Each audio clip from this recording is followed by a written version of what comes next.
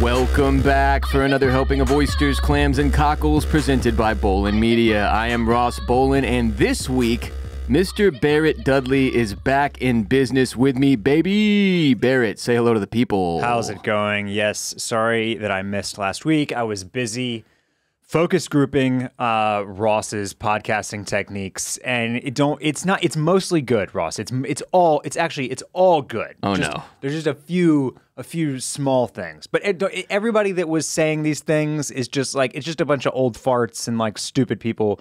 But the arms. They're a little there's some rubberiness. My rubbery arms? Yeah, it's the arms, and just maybe there's like it's all good. It's just maybe that there's a couple of things that could maybe use a little bit of work. It's just it's all dumb people were saying this. It does not matter, but maybe there's some things that you have to work on. If the focus group isn't real, I'm gonna take you apart like a human string cheese. I'll work on the arms, though. Is that why no one's watching on youtube.com/@oystersclamscockles? Yeah. It's the arms. It's the arms. I don't know what to do with my hands, though, you know? I don't know. I'm like Ricky Bobby. I just don't know what to do with my hands. Yeah. We are here today to discuss Season 4, Episode 2 of the final season of Succession, titled Rehearsal. But first, a reminder that we do 2 episodes covering each episode of Succession, one that is available to the public, which you are listening to now, and one that is driven by hotline calls from our listeners, available exclusively on patreon.com/oystersclamscockles. If you would be good enough to support our podcast in exchange for exclusive ad-free content, go to patreon.com/oystersclamscockles, where we will be diving deeper into every episode each week with further analysis, which, as I said, is fueled by hotline calls from Oyster Clam Co. board members. That's patreon.com/oystersclamscockles. Thank you to the over 1,300 of our Oyster Clam Co. stockholders and board members that are already there supporting our show. Wow. Yeah, hit bolinmedia.com to check out the rest of our company headquartered in Austin, Texas, and go to bolinmedia.com/shop to grab yourself some merch like the Oyster Clam Co. hat I am once again wearing atop my head as I speak. Now, Barrett, let's dive into episode 2 of the final season of Succession. We cold open with Carrie, Logan's assistant, friend, lover. Asking Logan about the Waystar Royco sale, which is now supposed to occur tomorrow as of this episode. My first question is, do you understand the logistics of the sale? Like, everything but ATN? That's right. Is being sold? Yeah, so I watched, I've done a kind of a mishmash of a rewatch, as I told the patrons last week, the board members and the shareholders. I completed my season 1 rewatch. Okay. And then when I got home, so basically like over the last week, I watched the last like 5 or 6 episodes of season 3. Cool. So I got a refresher. It's got a big gap in there of all of season 2 and the first few episodes of season 3. But watching those last several of season 3 definitely is kind of helpful for understanding exactly what is happening with the Gojo sale. Right. And so in that final episode, or the second to last episode, when I think it's the finale, when Logan and Rome go meet with Matsson, across the pond or whatever, right, at his estate, and Logan basically says, like, there's no way that a sale is happening, and then he kicks Roman out and agrees to the sale. Right.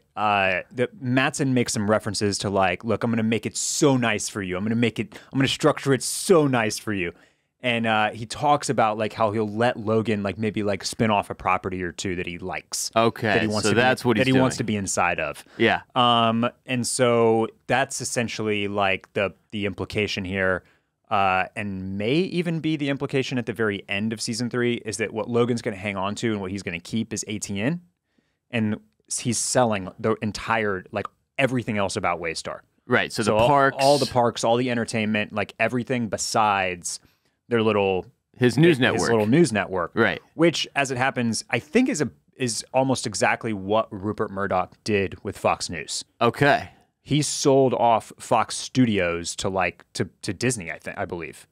But kept the news network. Kept the news network, yeah. Interesting. So yeah, if you hear them, every time they reference like the Gojo sale, I'm always like, wait a minute, is Gojo being sold? No, they're selling Waystar to Gojo. Yeah, yeah. And that's Mattson, who is played by the Skarsgård. By Skarsgård, yeah. And at the end of season 3, what's essentially happening is that, like, you know, episode 6, Waystar's market cap is larger than Gojo's. And then Mattson, like, starts doing some Elon things and tweeting and doing the money signs on the Snapchat emoji going to Macau. Yeah. And he kind of, like, manipulates the market a little bit. And suddenly Gojo's market cap is bigger than Waystar's. So they're the bigger shark, and they get to eat Waystar. They like flip the sale. Yeah.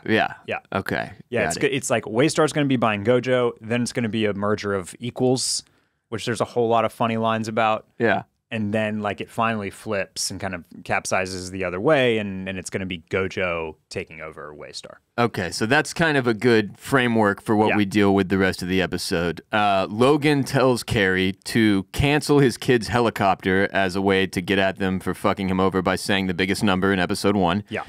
And from the get-go, like, that conversation alone kind of tipped me off to what Carrie has going on the rest of the episode. Like, it seems like she's basically the head of strategy for manipulating and executing revenge against the kids, right? Like, especially the way she handles the karaoke meeting at the end, which we will obviously get to. It just feels like Carrie, you know, that's sort of her main function as Logan's like right-hand woman or whatever. I mean, she really is. She is, I think, truly. She's a slash, right? She's the advisor slash friend slash lover. The ultimate slashy. The ultimate slashy. But I think she is a strategic advisor. She has his ear more than anybody else at this point. Seems so. Connor's wedding is also supposed to be tomorrow, the day that Logan is selling the family business. Wild how these things just, you know, they always coincide here on Succession. They do. All the big moments, they all happen at the exact same time as all the other big moments. Birthday parties and weddings and what have you. It's almost like Logan doesn't quite care enough about his family. You know, that's kind of the read, isn't it? Kendall, Shiv, and Roman are studying PGN's programming in an effort to figure out how they're going to start, like, sprucing up their new toy once the purchase goes through, which, as T reminds them, has not happened yet. And as I remind all of you, will never happen. But Kendall deems all of PGN's programming dookie, or massive stinky dog dookie. And Roman and Shiv seem to agree, so they all see massive upside, Barrett, if they can just stop over-indexing to college professors. They got to stop the over-indexing to college professors. They have to. Kendall... I mean, you know, if they can do that, there's a lot of upside. There is. Kendall says... I think there might even be a shape for them. Well, you think they could find a shape? I think they could find a shape. Wow. Yeah. Kendall says, so my floaty kind of semi-pitch would be hardcore international news from global to hyper-local. And he says, like, maybe focus on Africa just every day. What's happening in Africa? And he then, like, lists, like, he's like Western Africa, Sub-Saharan Africa. He, like, lists all the regions, basically. And it's just like it's such a good Kendall line because it's like this, like, casual flex that he knows the names of all of the African regions? Yeah. Regions and zones. And I don't know. I just love listening to them in these, like, the three of them together kind of, you know, trying to work together and figure it all out has been really, really funny because they're such themselves in those conversations. And this is just like a perfect Kendall pitch. It is. I mean, when they end up going off on strategy, I always end up feeling like, I mean, obviously, like, they don't really know what they're talking about, right? Yeah, Which is sort of... I mean, if you've ever been in, like, big business situations with executive types who are really, like, full of themselves, for lack of a better way of putting it, where everybody thinks they're the smartest person in the room and that they have the best ideas in the world, this is kind of what ends up happening, where it's just like a bunch of bullshit gets said that doesn't really amount to anything of substance. Yeah. And that is every conversation with these three. Shiv finds out that Tom, her current husband, has consulted with or hired every single one of the top divorce attorneys in Manhattan, a strategy that Logan, her father, bestowed upon Tom to utilize against his own daughter. And that is the cold open. Cue the opening music and title sequence. But this is like every HBO show where there's a divorce. Tony Soprano did this in The Sopranos. I was just going to say it's just every show and every movie where there's a high profile or lots of money involves divorce. And for that reason, like, the one thing that I know about divorces, like, you know, should it ever happen in my own domain, right? Got to go after the top dogs. You got to go after the top attorneys. All you got to do is take a meeting with them, and they're conflicted out. That's it. Literally, when I was getting a divorce, my first thought was, how do I get a hold of every one of the best divorce attorneys in Austin? Because of every movie and TV show I've seen where this happens. It's quite a trope. I wonder if it's like really like is this 100% true? Is this true? No. Life? And here's my side story. For example, one of the top divorce attorneys in Austin, Texas, I guess I won't say her name, no free advertising, but it is a woman, and she has a policy where there's essentially a buffer. So if you as someone getting a divorce called her just for the sake of getting a consult so that your partner could not utilize her services, she's got a buffer set up so that doesn't actually work. Got it. Unless you hire her and she gets money from you, she can still represent the other person. So I think it's totally dependent on the practice. Okay. But a lot of practices do have this policy where, like, if there's any type of consultation at all, then they're out. Right. Unless there's a buffer installed, they have to do that. Got to install the buffer. Yeah. Yeah. So after our opening title sequence, Greg calls Tom to inform him that Logan is in the ATN building. He's just moseying, terrifyingly moseying. He's wearing sunglasses inside. He looks like if Santa Claus was a hitman. Another one of the best lines from the episode. So Tom, who was, I think, in his car, like leaving the ATN property, like just jumps out and like runs back inside to make sure he can try to help manage whatever is going on here with Logan. Shiv then calls Tom to call him out over retaining or consulting with all the top divorce attorneys, and Tom basically like cops out. He's like, oh, my assistant must have like made a mistake. We just called the people that your dad told us to or whatever. Shiv has a freak out. She's like, you want to be my dad's little bitch boy? Why don't you give him a message, bitch boy? Tell him to fuck off and stay out of my life. Just a quick note. I wanted to, on the cold open, Shiv's face, like right before it cuts, is amazing. It's really quite a look. And everybody is good at facial acting on this show, but I think Shiv has my #1 in the power rankings for what you can read on her face. That was fury. Right there. Yeah, that's rage. Yeah. Very good face. At ATN, Logan is just walking around, but with the sense he might kill someone, as Greg puts it. He says, it's like Jaws, if everyone in Jaws worked for Jaws. And Tom comes in and explains to Greg that, like, look, once the board rubber stamps this Gojo sale and the regulators nod the deal through, a few months from now, Waystar is gone, and this is going to be the new world. Logan will be here all of the time, and this is what he's going to be doing.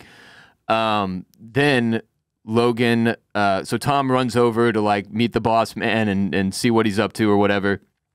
And Logan asks Tom and Sid, by my read, is the current head of ATN. She's running it to some extent.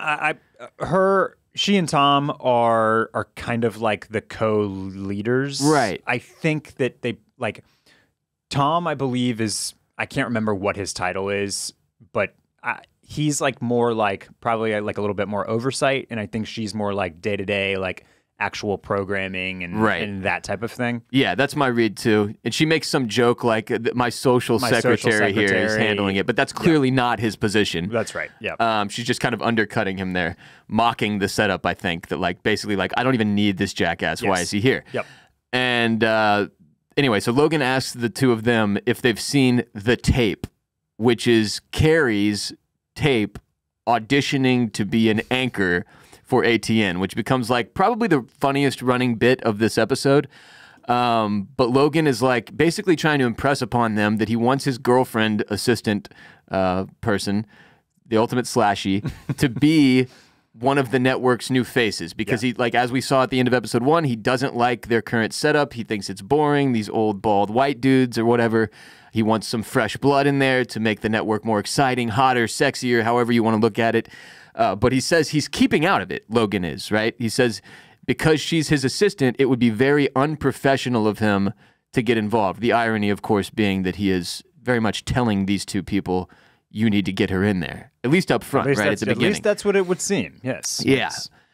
Somehow, Kendall, Roman, and Shiv already have a copy of said audition tape, and they're watching it back at their place and roasting Carrie because she is absolutely awful. And there was a couple of takeaways here. One is that, again, it feels like everyone is spying on everybody, like everybody is getting all of the information and leaks. There's lots of leaks. There's lots of disloyalty occurring here. Because how do they already have this thing, right? No, I thought it was definitely a good way to read that they still have context there at ATN and at Waystar. Yeah. Feels like one of them might be Jerry, because Jerry's been very standoffish so far this season. She was like such a major player in the preceding 3 seasons, off and on, that you feel like she's probably going to come back in a little more into play here at some point.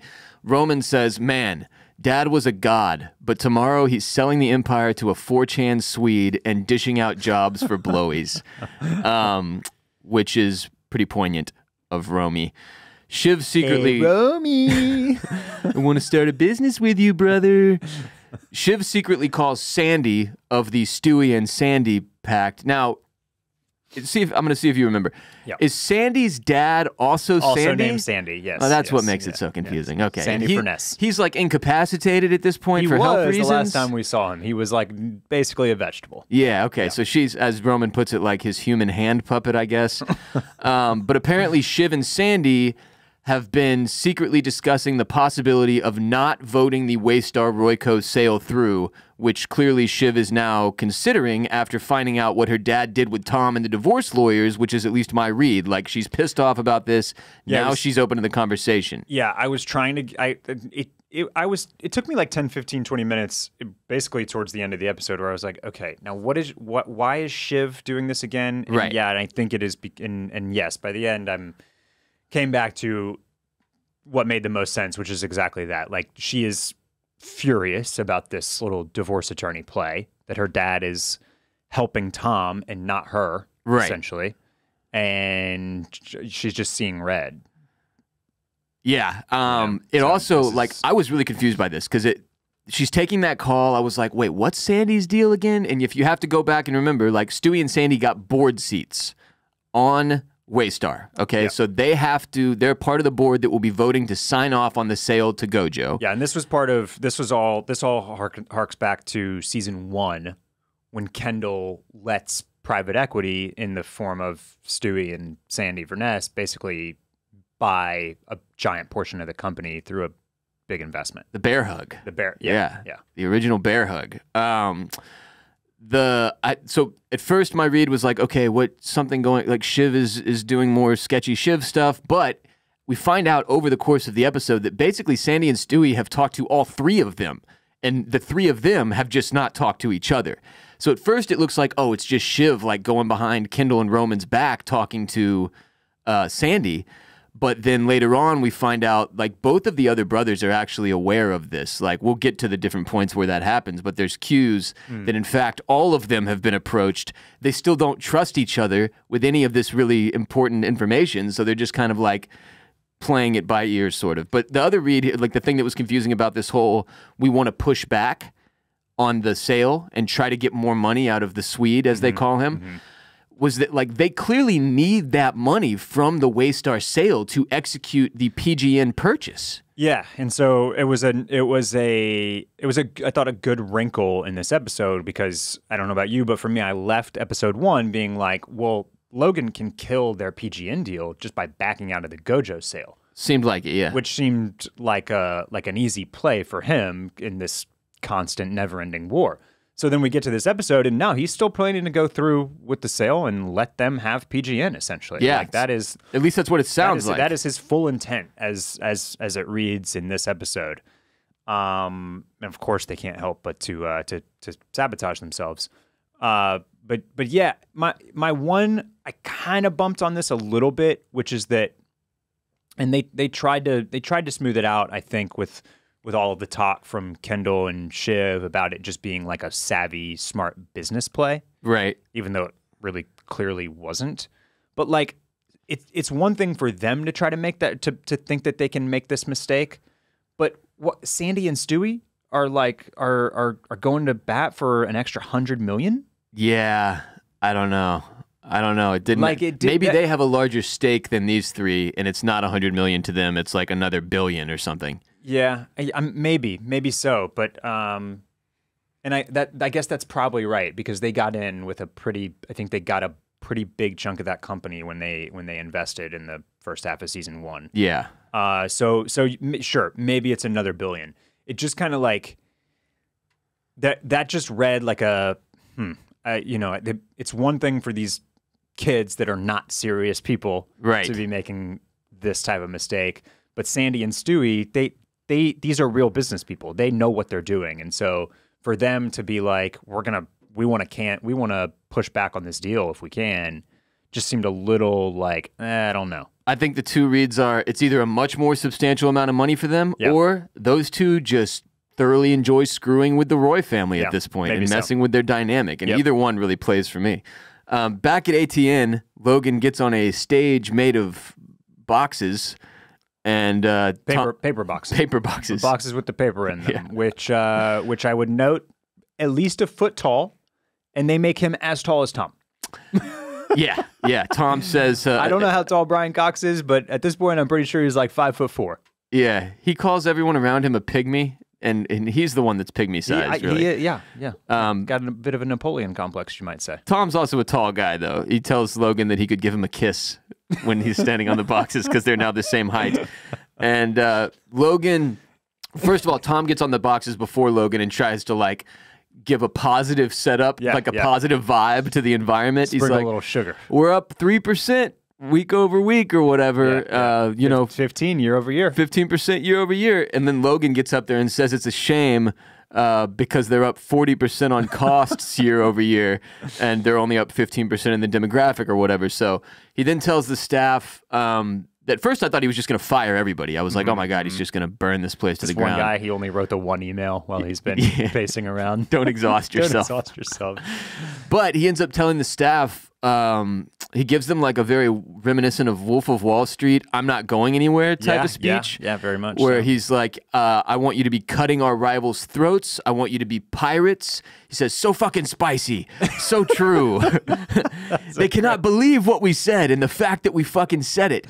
And it seemed like the writers of the show were once again trying to give a nod to like, this is how Rupert Murdoch shaped Fox News into the Fox News of the 2020s, right? Basically like, look, we're on the way down. Really all mainstream news was on the way down. But he was like, if we can make this spicier, right? Saying outrageous things that nobody can believe we said, then we will get attention and audience share again and therefore gain value, right? That essentially feels like that's the strategy that they're pointing to here, which in reality worked. Lines up. It lines up with what happened. Yeah. And it did work to some extent. I love that line. So spicy. So fucking true. So fucking true. It's ridiculous. Yeah. What is Brian Cox doing some accent work here? I can never quite tell because he like really like when he sits down inside the episodes, he's got like a pretty normal sounding voice. Right. Like he's a British dude and that's got like a pretty Americanized accent. Right. And that's how it comes across. But it's very, it's solid, it's steady. And then in the show, he's kind of like all over the place with it. He talks out of the side of his mouth a lot. And like it works for Logan. Sure. And maybe it's like, I don't know if it's like a thing where he's doing the backstory so big that this is like part of like post-stroke. I think it's, I think it's maybe that. I think it's like, remember when they went to Ireland or whatever, like his homeland? Right. I think he brings some of that in every once in a while. He'll say things that I'm like, that was really Irish sounding. Yeah, Irish. Is he Irish? I think so. Or Scottish. One of those. One of the two. Yeah, sorry for botching that. But whatever. He's from across the pond. Sure, yeah. But yeah, I mean, it plays. I'm just always interested because like when he's giving this speech especially, he's just really like leaning into to whatever it is that he's doing. Interesting dialect. Yeah. To be sure. Awesome though. I'm not hating on it. I like it. The pirate speech is quite good. Yeah. And the staff appears to genuinely love it, which was not how I expected this whole thing to end. Like, I mean, they're obviously everyone's terrified of him, right? So there's an element of like, okay, we want to appease the big man and clap no matter what. Yep. But they actually seem pretty fired up. They're pretty fired up and enthused, and I think you can kind of read that on Greg too. Yeah, like, because he's kind of like, we trust what we see from Greg's expressions and his facial expressions, right? Because he's a bit of an audience avatar, and so if he seems genuinely enthused and not, if everybody in the room was like just like shitting their pants terrified, that's what they would have showed on Greg's face. Right. But they don't. They show him like hooting and hollering and like kind of looking around and smiling and getting into it. It's like, all right. And I'll note that I feel like Greg is starting to look really put together and polished too. His hair's a little shorter, a little more clean cut. Suits are better fitting. Suits are better fitting, and so he is the way that they're kind of showing his adoption of the ATN network and the ATN life, and just kind of buying into this whole corporate ladder here has been really fun to watch as well. Yeah, he's coming into his own. Yeah, I noticed one person in the ATN pirate speech room in particular that I was like, oh my God. They went and found a Jesse Waters lookalike. Like, there's a dude who's just a little bit more tan than everyone else, and he's like a little taller. He's like a handsome guy, but you could tell like that was the guy that they during auditions they were like, oh, this dude could be he's our Jesse Waters. Yeah. Now they didn't go so far as to like have like one of everybody. There's not like a Tucker Carlson in there too or whatever. But that was absolutely 100% a guy that they were like, this guy looks like Jesse Waters. Let's just plug him in. Would have been a little too on the nose to have just a dude with like a frat swoop and a bow tie in there. The full ensemble of the Fox News characters would have been going too far. But yeah, definitely noticed Jesse Waters, which cracked me up. Next, Kendall, Roman, and Shiv get to their chopper and find out they aren't allowed to go on said chopper. Shiv is like, she has this outrageous line where she goes, "We are the company. Our dad is the CEO." And it's like an insane thing to say, especially considering the circumstances. Like, you're all actively trying to screw each other. You just outbid your own dad for PGN. You know he's not happy with you. I don't understand how these kids would be surprised by this move. Yeah. Like, it was one of the things that I rubbed up against in the episode where I was just like, come on, guys. Yeah, you expect to like keep having 100% all the benefits, access and benefits as long as you're the Logan's still CEO. Yeah. It doesn't add up. Actively to me. warring with him. So yeah, you should see these types of things coming. I agree. Kendall says, in Buddhism, sometimes your greatest tormentor can also be your most perceptive teacher. Which, like, look, his character represents a lot of things, but one of them here is like how there's this, especially in Silicon Valley, there was like this, like all the tech bros, they migrate into these different spiritual realms as a means to dealing with what it is they do every day. Sure, yeah. So this is the one that Kendall has chosen. He's currently celebrating Buddhism, and as Roman points out, he's like, "Hey, Buddha, nice Tom Fords," because those things are conflicting ideas. You cannot be Buddhist and also be rocking $850 loafers or whatever. Like, I'm sure Tom Fords are even more than that. Inflation. But yeah, this was a weird scene here. Shiv takes the opportunity, like, because of the chopper thing, everybody's a little rattled and distracted, and she takes that opportunity to bring up the possibility of making a board play with Sandy and Stewie. Almost like she sees like, oh, okay, these two are pissed off about the chopper too. Now's the time to present this, right? But this is when it sounds like both Kendall and Roman have also been approached already. Like, they both say things that would indicate they're aware that Sandy and Stewie are trying to make this board play and send them the comps, which are like the comparisons to, like, it's like when you're buying a house. Yep, they send you the comps to the neighborhood. In this sense, they're sending the comps to other media companies, but they're not really open to that conversation yet as of this particular scene.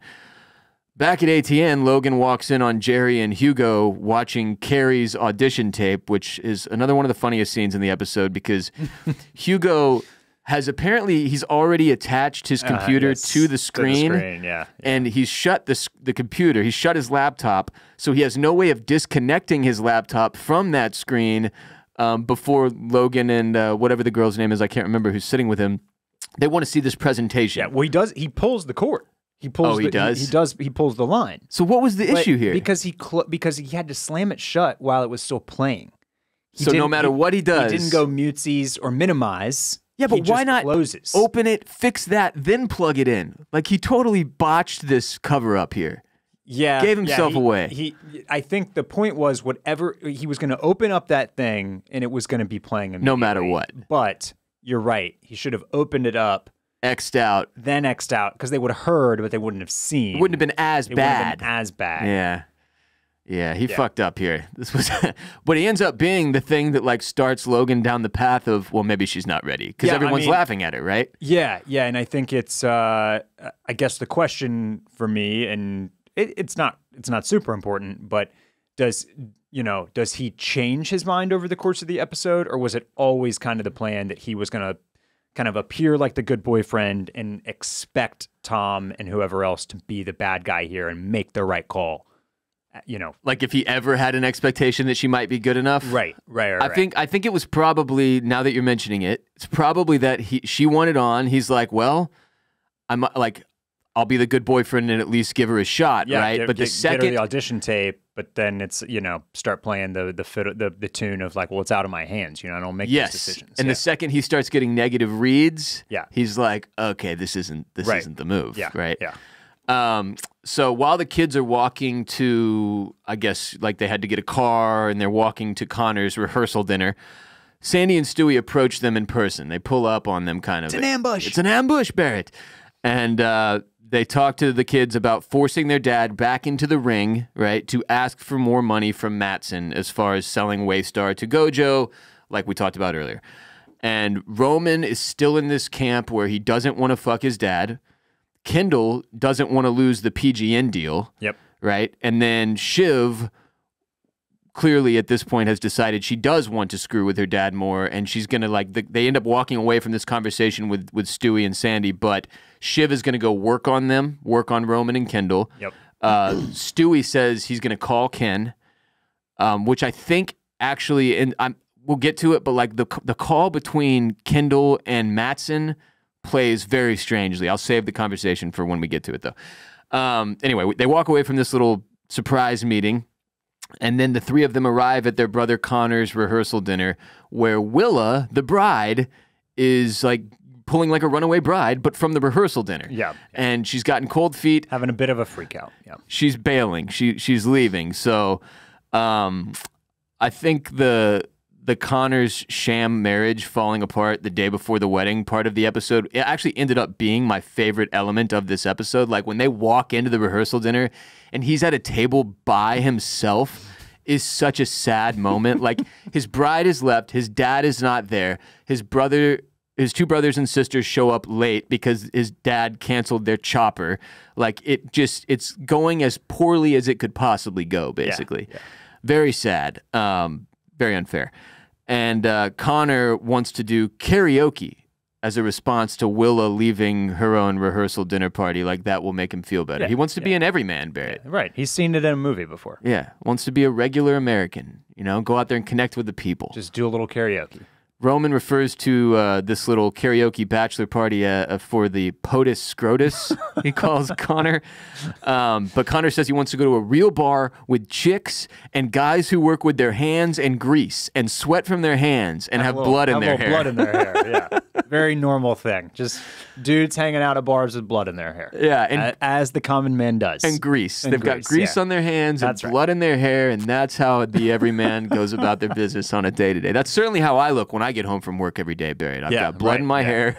This was especially funny to me because, you know, it's not like they live in Detroit.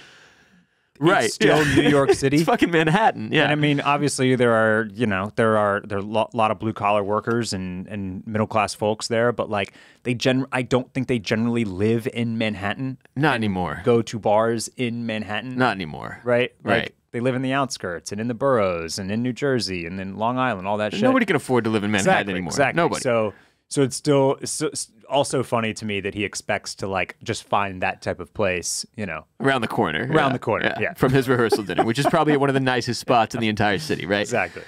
Back at ATN, Logan approaches Tom and Greg about the pizza in the kitchen, which is fucking killing him. Of course, it turns out it's not about the pizza at all. It takes him about 2 minutes to admit this. It's about Carrie. So Tom and Logan slowly work their way toward agreeing that Carrie is not ready for television without ever actually having to say it to each other. Tom's like path to feel it out, as you know, does he just have to talk it out? Yeah. Continues making these tiny little baby steps towards, you know, like she's terrible, saying she's not very good is really fun to watch. And I think, you know, he's obviously been in the Logan camp for a few months now, and is kind of like learning the ways to the ways to become number one bitch boy. Right. And how this guy communicates, right? Like it's a beautiful scene where the last moment Logan doesn't even say anything. He gives him this look, like, take care of this shit, get it done. And then he says out loud, I'm not involved. I'm nowhere near this. I know nothing. Right? But there's like this eye contact that Logan makes with Tom, and Tom's response, speaking of good facial acting from earlier, his response tells you like, oh, I now have to tell your girlfriend that she can't be on TV. And he's like very scared about handling that immediately. At the bar, the good old everyman American bar that the kids go to, they all order drinks, and Connor says, I'll just have whatever a regular Joe would have, just a Belgian Weissbier. He's like, not Hoegaarden, ideally. I don't even know what those are. Like I'm assuming they're like fancy craft beers. Yeah, and not even craft, but like in our modern American sense, like in a European like import beer sense. Right, okay. Yeah. Which tracks. Yeah. Speaking of tracking, Willa has her location shared with Connor, and Connor it's a factory says he thinks it's a factory setting. They're like, it's not. But they monitor her dot like for a while here, basically for the rest of the episode, which is it's a creepy thing, and it's something that as the sharing of locations thing has really leaked its way into pop culture. There are a lot of couples who do this. My wife and I used to do it. I'm not sure if we still do. I haven't checked in a while. Haven't checked her dot in a while, but monitor there's her a dot. There's a rap song. It was called Sharing Locations. I believe Gunna was one of the artists involved there. R.I.P. Yeah, well, he's still alive. He's just, a rat. Yeah, so this was another little funny element of the Connor storyline that I loved. Kendall then gets a call from Lucas Matson, who has heard that the board might be coming back for more money. Again, leaks everywhere in this fucking ship. Yep. Matson assures Kendall that if they ask for more money, he will walk away. And it's really difficult to get a read on if he's just saying that, right? Like, obviously, he doesn't want to have to pay more. But would he really walk away? I did end up myself walking away from that conversation feeling like he would. Like, he's so sick of this whole thing that maybe he would, in fact, bounce. Yeah, and they play him throughout season 3, and then here just briefly in his first appearance of season 4.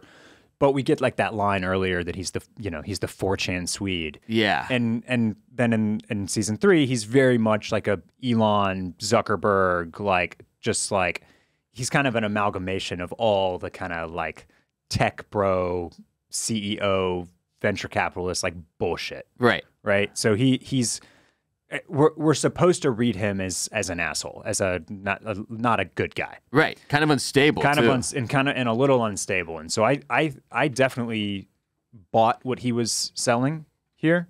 Now, again, I think that the him calling Kendall to talk about this, I think is just supposed to continue this idea that all of the kids like have all these other irons in the fire. None of them are being trustworthy. All of them are making plays behind each other's backs, whether it's Siobhan talking to the Democratic candidates team, right? Potentially like sneaking around, maybe going to go be on the transition team, or Rome texting with his dad, or Kendall maybe having side conversations with Stewie and maybe Matson as well to like make a shape for him in the new Waystar if it all falls through, some bullshit like that. Right. Like they are all conniving, they are all making plays behind each other's backs, and that's why they all have these like phone calls and text messages that they don't want anybody else to know about, and why they've got these direct lines of communications where they're not really supposed to have them. Right. Yeah. Every single one of them, man. So that's Connor. Connor rats on all the other ones and tells his dad what they're doing. So I don't even think that it's going to be like that. The whole like there's leaks everywhere is going to be like a larger storyline. Right. I just think it's just a part of this that there are just that nothing is safe. None of this information is like meaningful in a way that like can remain secret. Right. Because it's all going to get shared and it's all going to get leaked and it's all going to get into the hands of the opposing parties, basically. So yeah, I definitely bought what Matson was saying here to Kendall, and it was interesting to watch the facts here, or at least what Matson was saying is fact, like kind of overcome Kendall. Yeah, I mean, it was, first of all, it's hilarious when he says, like, look, I'm not being aggressive here. I've been told when I'm direct I can code aggressive. Just like, A lot of these dudes end up feeling like they're so removed from everyday regular people that they no longer have regular human emotions and the ability to communicate them, in a normal way.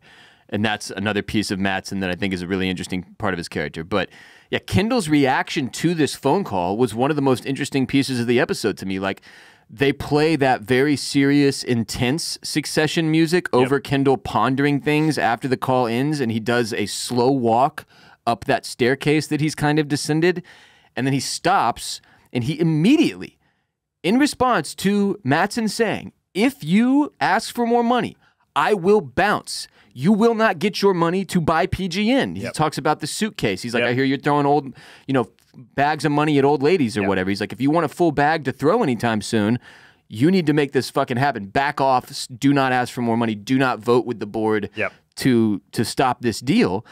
He immediately texts Stewie and says, give me the comps for ATN or for Waystar. So it pushes him in the direction of, I want to fuck Mattson over, or I do want him to walk away from the deal. It's very confusing. Because that would mean that then Kendall is aware. If Mattson walks, he does not get to purchase PGN. That's right. So does he not actually want to purchase PGN? No, he cannot. He is so allured by the thought of fucking his dad on this deal that he has to. That's end of the day. That's the most important thing. And that's what I think. At the end of this day, it's like one of the reasons. At the end of this day, at the end of the day, and now I'm just going to back up from that thought real quick too. Do it. One of the reasons that Succession is so great, and we've talked about this over and over again, is how it combines drama and comedy. It is simultaneously the funniest show on TV and also like the most serious and dramatic and intriguing from like a plot standpoint. Sure. Right? At the end of the day, it's a tragedy. Like, and that's that all good comedy has like that element to it as well. So that all lines up and that all tracks. This episode really like starts to hammer a couple of things home. One, how tragic all of these characters are, but especially the kids. And I think two, and we'll get into this here in just a minute, but this more than any episode I think we have ever seen on this show hammers home how bad these kids are at actual business. Right. At actually being a part of any of this, about standing a chance to make their own pile or to actually be good of this outside of the umbrella of their father. Which is what makes Logan's takedown at the end of the episode so good, yes, right? Exactly. Because it is true. Everything we've been shown and so makes it true. And Shiv and Roman, Shiv and Kendall, excuse me, like they both have this opportunity to actually go try, to actually maybe do something that there is a shape for them. Right. Where there is a shape for them, right? Because right. they're not wrong. They do know, if they know anything, it is this type of news network. It is this type of media. So PGN actually might make a little bit of sense for them if they stood a chance to go do anything on their own. And then at the end of the day, neither of them can go into that over fucking their dad and going back to war and playing these games. And it's like they need it, And it's like it almost doesn't even matter if they win the war, if they end up actually fucking him over. It's just like they need that juice. They need that connection to their dad and to Waystar. They don't actually want to leave Waystar. It's toxic. It's sick. It makes you wonder if underneath it all, they're somewhat aware of the fact that like if they go do something else, they're going to fail. Yeah, they might. And I think you really hit the nail on the head here when you because I had a hard time unpacking the scene with Kendall, getting off the phone with Mattson, immediately texting Stewie, trying to figure out what his intentions are. I think you nailed it. It's that at the end of the day, the allure of screwing over Logan overrides everything else. Totally. And if he can get it to where Logan can't successfully sell Waystar, that is more important. Upsetting his dad that much is more important than him getting billions of dollars, him being able to purchase another network and do his own thing. Yep. It overrides all of that. And as we've seen, it's the same with Shiv. Right? Like the second she finds out her dad has suggested this divorce strategy to Tom, that becomes the case with her too. It overrides all of that. Yeah. And then with Roman, it's sort of the flip. In his case, it's like he'll do anything to go back and get on the teat of his dad and like be in the sunshine of his dad, and that's the Roman, difference with him. Yeah, more than like what he craves most is being back in the good graces. Right. He wants to be the number one boy. Yeah. He wants that love. He wants to be needed so badly. And Logan knows that too. Logan that's the sick part. And Logan absolutely knows that. And so it's sad to watch all of them kind of like, just like kind of regress into to their. It doesn't take much. To their like most unstoppable and their purest form. Their purest form. Their purest emotion and desires. It takes very little to knock them off track. Yes, and get them back to that. Exactly. So Kendall goes back into the bar. He shows the comps to Roman and Shiv, having now joined Shiv in the camp of let's ask the Swede for more money. And for some reason, these three morons discuss all of this in front of their brother, the fourth moron, Connor. And of course... Who literally just said at the rehearsal dinner, I guess it's you guys versus me and Dad. Yes! And they still choose to let him sit there and listen to all of it, having to know on some level that, like, he's going to leak this shit to their dad. Yeah. So, of course, he does, which we find out later. But speaking of, like, backdoors and side texting, Roman gets that text message from their father while they're sitting there in the Real American Bar. And at first I was like, because Shiv says, like, you know what? I think I'd like to see your phone. I was like, there's no way he's going to show his sister. He ends up putting the phone on the table and be like, he's far and away to me, somehow, Roman is the most honest of the three. Yes. He does show them the text messages. It was just an innocent, like, at least at first, it obviously develops after this conversation, but it was an innocent, happy birthday, like, hope you're well, dad type of situation, right? Which they're still not happy with that. They feel betrayed by it because he's not supposed to be contacting his father at all. But it seems like the whole thing at that point for Roman was pretty above board. Roman also tells Kendall and Shiv that he has talked to Matsson and that he doesn't think Matsson will go up in price, that he might walk if the board votes this sale down in search of more upside, just more insight into all of them having side conversations. And then in exchange for, fucking Connor out of his peaceful wedding day because they're not going to let the sale go through and their dad's not going to be able to make it to the wedding now, they do agree to go do karaoke with him. But first, back at ATN, Tom pawns telling their boss's girlfriend that she can't be on TV off to Greg. And Greg has to, like, basically wait in a hallway for Carrie to come out and then ask if he can grab her for 5 minutes. And she responds, sure, why not? You've already grabbed every other woman in Manhattan.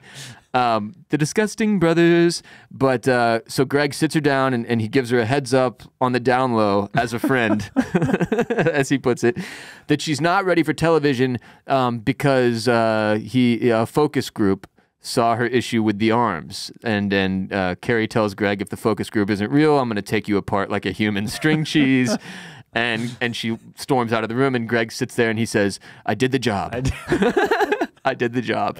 Really reassuring himself. Yes. Now, before we get to the finale, do you love your dogs, Barrett? Of course. Of course you do. So do I, and that's why I feed my dogs Maeve. Don't treat your dog like Tom and Shiv treat Mondale. Use today's sponsor, Maeve. Did you know that a dog eating kibble every single day is like a human consuming a diet of 100% processed foods? No matter your species, fillers, additives, and synthetics are not optimal sources of nutrition. Enter Maeve Raw Food for Dogs, formulated by PhD veterinary nutritionists with real human-grade ingredients you can name just by looking at them. Plus, it's bite-sized and ready for your dog to eat right out of the bag. No mess, no prep. Just open, pour, and enjoy. I've got 4 dogs. I love them just like I love my kids, so I want them to have the best, and I'm sure you do too. Dogs need unprocessed, high-protein, low-carb diets that kibble and fresh foods don't deliver. Maeve is a protein-rich raw food for dogs that's just as easy as kibble. It's supplemented for 7 essential health benefits, including gut health, immune function, oral hygiene, skin and coat health, hip and joint health, mental health and anxiety, and growth and early development. People love Maeve. They have over 1,000 5-star reviews, and so do the dogs that eat Maeve, especially the notorious picky eaters. Make the switch to raw today. Right now, Maeve is offering $40 off your first order at meetmaeve.com/dragon. Go to meetmaeve.com/dragon. That's spelled meetmaeve.com/dragon to receive $40 off your first order. Once more, that's meetmaeve.com/dragon. So Logan, having been told by Connor that the other kids are going to screw him with Sandy and Stewie at the board meeting, realizes the kids, quote, have some juice. Got some juice. And Got some juice. He needs to go do something to try and manipulate them back to his side as far as the sale to Gojo goes. So at the karaoke bar, Connor loses Willa's dot. She goes dark. And Shiv is like, maybe this isn't like the best relationship for you. But then Kendall and Roman both tell Connor, like, no, you're not going to do better than Willa. You can't let Willa go. You need to fix this. Connor then tells them that their dad is on the way to the karaoke bar to talk. And he then sings some incredibly depressing karaoke song to just his 3 siblings in the room. Roman's reaction's amazing here. Oh, yeah. It's great. He says it's Guantanamo level shit. Then Logan shows up, and he first asks if they can go somewhere else so he doesn't have a seizure from the lights. And the kids refuse, so he sits, and Kendall asks, you want to give us a quick blast of New York, and fuck off? Great line. And you can tell from the get-go that Kendall is very much going to enjoy torturing his father here, right? So Logan brings up, he's basically, in so many words, says, I was hurt that you guys weren't at my birthday party in episode 1. And Kendall can't believe it. He's like, did Dad just say a feeling? Which, for everyone watching, no, he didn't. Not really. And Carrie tells them, like, she keeps, like, chiming in. Yeah. Like, as Logan's emotional mouthpiece. Like, he's not capable of doing it, so she does it. She says, your father wanted to address personal stuff and not just launch into the business, which was clearly her strategy that she handed to him, and she's trying to keep on track here. Logan tells them eventually, like, I got done a good deal. You'll get enough to do whatever you want. I do ATN. You do Pierce, which was a very revealing line to me. He continues, it'll be a fresh start for all of us. All you have to do is vote yes and support the deal. And Carrie chimes in, you know what he's offering? You can separate the personal and the business. You can reset your dynamic as a family. And just to get back to what he, like the I do ATN, you do Pierce, that strikes me as a totally unrealistic world where he would allow his 3 children to go and run the rival network to the one thing that we have just seen he wants to spend the rest of his life focused on. Yeah, well, I mean, it in a way, it does seem like something that he would do, though, right? Because it does keep him connected to those kids in the same type of unhealthy, it wouldn't really be a dynamic reset, would it? Because they would still be at each other's throats on a business level. Right. Well, and I guess now that I've said it out loud, why would he care if they go run PGN? They're morons. Right. No, I mean, that would make his job easier running ATN. And it keeps them connected, and it keeps them, getting to do this whole song and dance and battle and war thing. Yeah. So I thought that was kind of funny that that the suggestion that would offer them a chance to reset the dynamic. On the flip side, I'm sitting here watching this like just a total sucker, kind of like buying Carrie's strategy, starting to empathize with Logan a little bit. Being like, yes, he's finally coming to the table. He's, he doesn't leave the karaoke room, and of course, all of that is because he doesn't have any of the power right now. As Jesse Armstrong kind of illuminates for us, if you didn't catch on, like me, in the inside of the episode.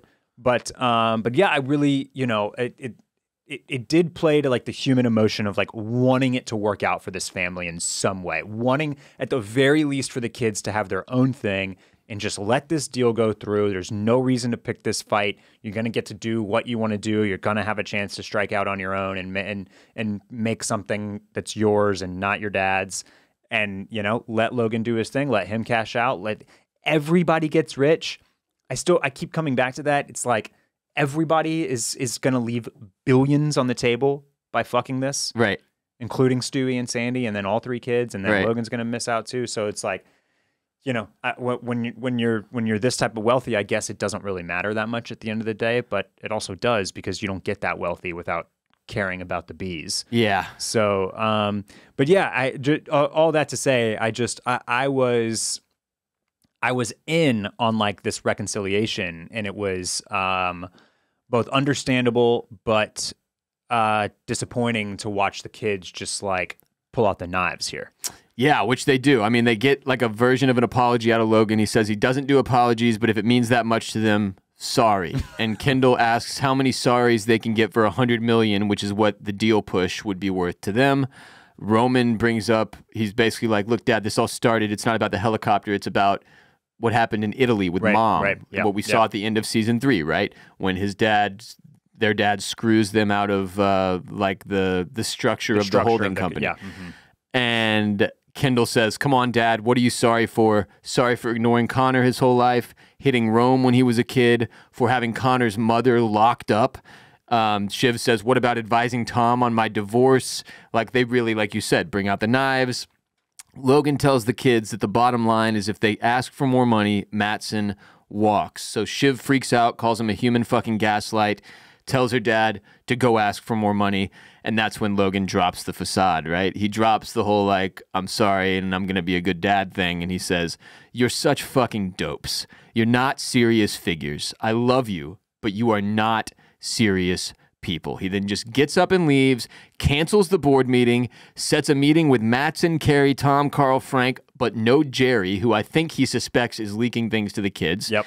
Connor gives a speech in the karaoke bar about having a family that doesn't love you and how that helped him learn to live without love. Yeah, pretty tough stuff there. Calls his siblings needy love sponges and says if Willa doesn't come back, it's fine because I don't need love. It's like a superpower. And if she comes back and doesn't love me, that's okay too because I don't need it. He goes home and finds Willa in his bed and they do snuggles, which I'm not sure what to make of. Of course, we still have the wedding that they have to get through. Got to get through the wedding. Tomorrow. Got to say those I do's. Got to assume that's next episode. But the episode closes out with Roman showing up at his dad's place. And Tom is sitting in the room with Logan. He dismisses Tom and he tells Roman, Logan tells Roman, he pushed the board meeting. He wants Roman to come see Matsson with him tomorrow. And Roman points out, just like casually, like, oh, well, it is Connor's wedding day. Nobody seems to care. They all just move past that immediately. But Logan offers Roman a drink, and it's pretty transparent, what he's doing, yeah, right? Absolutely. But Roman is such a sucker for it. He tells him, Logan says, quote, there is a night of the long knives coming. Sid is toast. He's going to fire Sid. I need a fire breather, a ruthless fuck who will do whatever it takes. He says, you're not Pierce. Smart people know what they are. And Roman says, you really want me at ATN? He says, Logan replies, more, Romulus, more. I need you. The ultimate trump card. Roll credits. Yeah. Look, as interesting as the dynamics were for me, this episode, I walked away a little disappointed. Because it did feel like more of the same. It's like the thing that ended up really hammering home the disappointment for me was this final exchange between Roman and Logan, where I think we all saw this coming from a million miles away. Like, well, Roman is always the most susceptible to his dad, so his dad's going to try to get to Roman. And look at this. We're not even through the second episode before it happens. Yeah. Roman is back in his dad's camp. He's been texting him on the side. He shows up to this meeting. He ends up letting him, like, what seems like talk him into this fairly easily. All it took was one drink and, like, a little bit of, like, respect for a few minutes. Yeah, I mean, I don't think that he's bought and paid for just yet. It certainly looks like it's heading that way. Yeah. But obviously, I think that there's a lot of runway left to see what happens with Roman here. I hear what you're saying. I guess I'm more okay with it because it seems like by episode 4, we'll kind of be past like this initial like Gojo fallout. Right. Like whatever's going to happen with that deal is going to happen. And so I hope that like this kind of like this yet again the kids failing at trying to do something. Yeah. Is kind of over. And we move into after something the first else. half, and the second half is like a little bit more of like what are these people actually going to do? Yeah. With their with their lives. Like, how does this shake out? How does this particular piece of the story end? But yeah, I mean that's we've talked about this over the course of the seasons, which is that. And I think this is why they chose to not make this a 6 or a 7 season show, because this is the story. Yeah. And doing this over and over and over and over again does get, a bit repetitive. But it's not something that I'm totally bumping on yet. What I do, here's a question for you, not necessarily a bump, but just an observation. It kind of speaks a little bit to the inside the episode too. Kieran Culkin talks about Roman and how he thinks that he's actually the most similar to Logan. I thought that was an insane thing to say. And I thought it was too. And I thought it, one reason why I thought it was kind of fun is because it shows just how much the characters, or the actors are identifying and believing in their own characters. That was my takeaway, yeah. Which is kind of fun. And that's, it's one of the reasons why they're so good in these roles is because they are so committed to believing believing in themselves as the characters. Yeah, he's really embodying Rome there. And to listen, and then to go back to the scene where Logan says that he needs this ruthless fire breather. It's and that Rome, is not Pierce. He's ATN. We've seen some of that where, Rome can be merciless and maybe the most vicious out of the three kids. His antics at Kendall's birthday party are borderline, not able psycho. Unforgivable almost. Some of the things he says and does there. And he's obviously, he pushes for the kind of the alt-right racist dude as the presidential nominee, who I think is going to come back into play as the nominee here. Yep. And is totally fine and bought into that guy. And so the ATN thing maybe does fit with Roman, but he also strikes me as maybe the softest of the three kids. Yeah, certainly the most manipulatable. The most manipulatable and the most unable to maybe at least Kendall and Shiv could swing the axe on their dad if they had to. Right. Roman cannot. And that speaks to not that any of them necessarily have a true killer instinct, but if any of them definitely don't have it, it seems like it's Roman. Yeah, at least Kendall has gone out and backstabbed his dad publicly on national TV before, and he's made an effort. That was a really interesting line from Culkin in the inside the episode saying that, because I feel like it's Shiv to me is probably the one that's overall. Because here's the thing, I agree. You have to be savvy. Yeah, you got to be smart on some level, and to speak to how Roman is not that guy. Look how easy it was right here. One fucking text message, one drink, and a couple of minutes of normal conversation, and he's like, yeah, I guess my dad really does want me back at ATN, right? He doesn't see that he's just doing this so he'll also not vote against him in the sale tomorrow, right? Which is the big goal for Logan. He's trying to offload Waystar, probably partially so he can get out of all the situations with his kids. Yeah. I think this show probably ends with Logan either dead or off-right telling his kids, I never want to see any of you ever again. I'm going to live the rest of my life without you fucking morons. He just said in the karaoke joint, you're not serious people. And now he's telling Roman, I need you 5 minutes later, and Roman's buying it, which that's hard to watch for Roman's sake. Right. But look, he's like an abused puppy dog. He is, yeah. And they even talk about how he beat him when he was a kid. We've seen him hit him on the show. But I think each of the kids has an element of Logan. You mentioned a couple of Romans. Another one that always pops into my head is when he tells the kid at the baseball game in episode 1, I'll give you $1 million if you hit a home run right now. Yeah. This poor kid, his family's working their land or something. Just shit that you should not do, unforgivable stuff. But all three of the kids have done unforgivable stuff. And to me, the one that if we're comparing to Logan, who's the most like him? It has to be somebody who's capable of actually running this company. And I think Shiv is probably the only of those four kids, the only one who might have a chance as an executive in the real world. The others, Kendall, is a psychotic addict who is now practicing Buddhism. Roman is a pervert who jacks off on the window and sends his dad dick pics. Yes, he might be the most ATN for sure. I think that's fair. But to say that he's the most like his dad, I thought was an interesting line from Culkin that, to your point, makes it a little sweet in one way, because it's he's so bought into his own character that he has to believe that, right? Yeah. But yeah, it was the same old Succession, and it's not that that's a good thing in some ways too. It was very fun and funny.